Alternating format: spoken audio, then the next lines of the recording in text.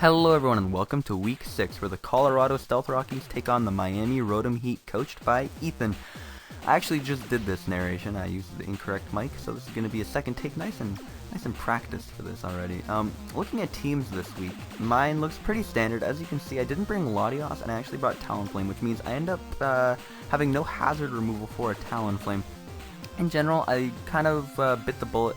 Talonflame is going to be very useful, and I didn't think Latios was going to be useful at all against this team, and pretty much everything else I needed. So I'm going to bite the bullet. Talonflame is far from useless without hazard removal. You just have to play smart with it as opposed to playing risky, which is going to be what I'm forced to do.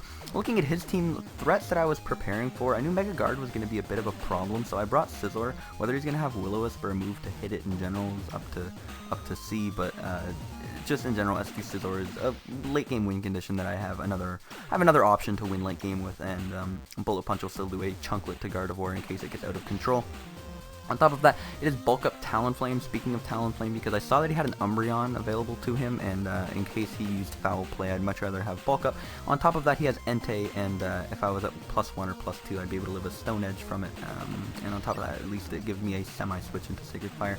Speaking of Entei, it was a massive threat, and I was also very scared of his Feraligatr, because at +1, I believe it just does so much damage to everything with Life Orb, Sheer Force, etc. So I ended up bringing a more defensive Keldeo with max HP, enough speed to outspeed Gardevoir, the rest in defense, and just rest talk with lefties. It should help me against Entei, but as you can see, he didn't actually end up bringing Entei or Feraligatr, which was a huge relief for me. Outside of that, it is just SD, Stealth Rock, 2 attack Garchomp, max HP, max defense standard, Calm Mind, Clefable, and absolutely standard as a wall. Mega Manectric. Looking at his team, looking at potential leads, I assume it's going to either be DOS or it could even be Fundy or Crobat, as he might want to U-turn or Volt Switch on the first turn. Either way, Clefable is a very safe lead for me because at the very least, if I can either fire off a Moonblast turn 1, try to get a drop, or if he has something T-Waveable in, I can just fire off some Yellow Magic turn 1. So let's get into it here, as he's going to end up leading off with Milotic, which is a little bit interesting, as I end up leading off with Clefable. On the first turn here, I'm actually going to stay in trying to get burned, as weird as that sounds. I end up getting burned, which is fantastic for me. Last few games, I've always ended up paralyzed with Clefable, and it makes Clefable more than useless, so I'm actually really happy that I ended up getting burned here because, like I said, it makes me immune to all other hazards, and of course I have Magic Guard and I don't have a physical attack, so it doesn't matter. Turn 2 here, I'm actually going to make a really nice play and go for Thunder Wave, predicting him to switch out either to DOS or to Crobat or to Gardevoir or something like that. And I end up nailing his Crobat on the switch. We are actually in call together while this game was going on, so at this point I kind of had to step away from the mic and like yell into a pillow. I was really excited. I'm just thinking like, don't choke, you're off to a good start, man. Just don't blow it for once. Just have a nice clean game.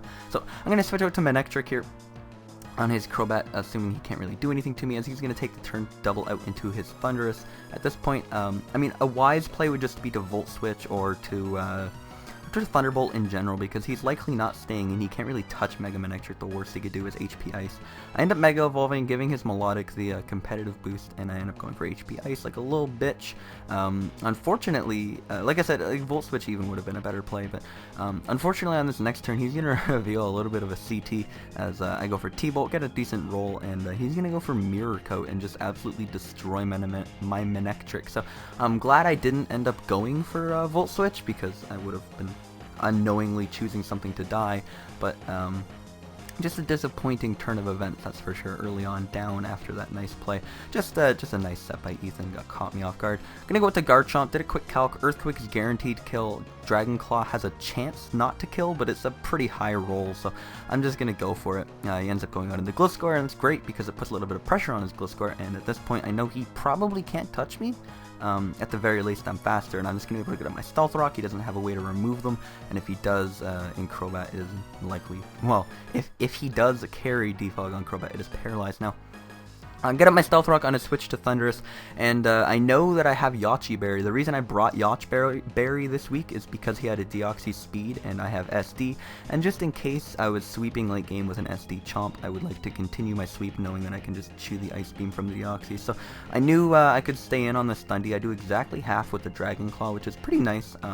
And I know I'm faster. I know I can just go for another one. Live life on the edge. Who cares about damage rolls? So I'm just going to go for another Dragon Claw here as he ends up going out into his Gliscor, which is great for me because it's going to put a lot of pressure on his Gliscor. As you can see, it's basically dead here.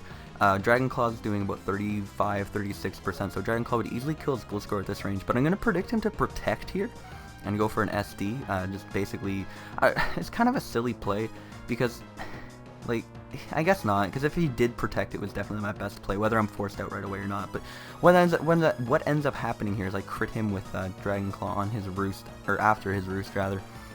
Dragon Claw there would have done somewhere around 75 to 80, which means after the Dragon Claw damage, regardless of what happened, he would have died to Rough Skin at the end of the turn. He revealed Ice Fang later to me in a chat, which means it's a little bit lame because what ends up happening is my Garchomp is still alive at the end of the turn as opposed to it being a double down, but the Gliscor was going to be dead at the end of that turn no matter what happens. So regardless, it's going to force him out into Deoxys speed, and I know he's going to go for Ice Beam, and looking at his team, Keldeo is going to be pretty damn useless at this point.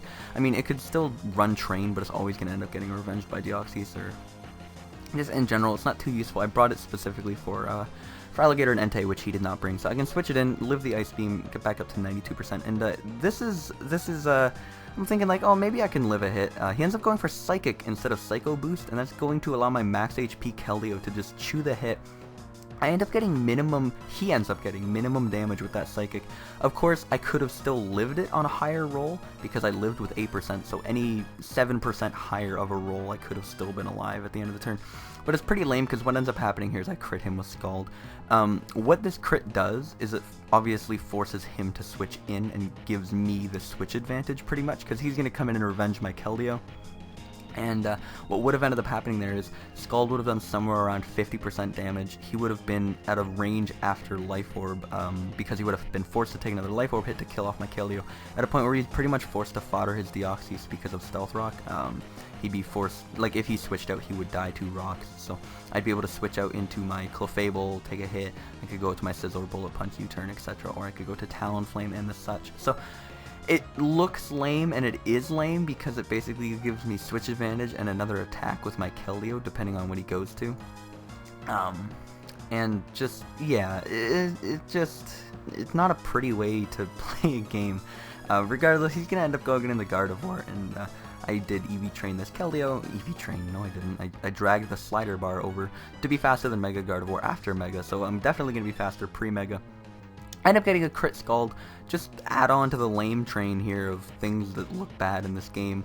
What it does is it makes Garchomp's Earthquake no longer a roll. If it was just a regular Scald, no crit Scald, Garchomp's Earthquake would have had a chance to not kill, like a very small chance, but it's an absolute guaranteed OHKO once it's that low. So I'm going to come in with Garchomp and kill it off, and at this point he has absolutely nothing for the Garchomp that could have been dead if his Gliscor did not get crit. So I could have won with other ways, like I had Calm Mind Clefable still chilling, I had Bulk Up Talonflame, which he wouldn't really be able to do anything with, but like, once again, it's just a lame way to win a Pokemon battle, and that's basically what the CCL has been so far for me. Like, pretty much every game I've had has been kind of lame. Like, the game against Pippo, week 1, wasn't too bad, but week 2 against Joe, I burned with my 1 Scald, and he didn't burn with either of his 2 Scalds, and that's what won the game for me.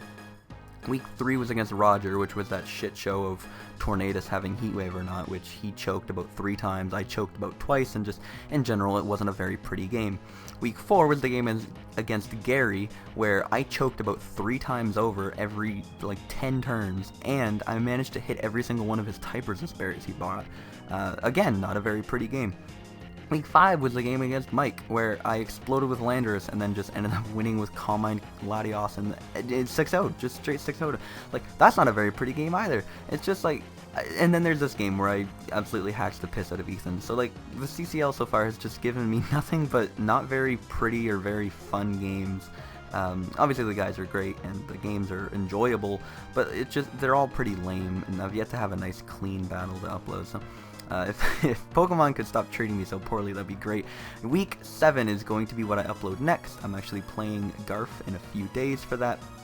And he is 0-6 winless, and the game actually has rather large playoff implications despite that in our own division. So I will be sure to highlight that when that video goes up. I might even live narrate that one because I'm back in St. Catharines, so I have the ability to, as opposed to the last 2 games which were taken when I was at my parents' house. Anyway, I hope you guys enjoyed this one. If you did, feel free to check out the other weeks. Let me know what you thought down below. And I hope to see you next week, guys. Take it easy. Have a good day. See you later. Peace out.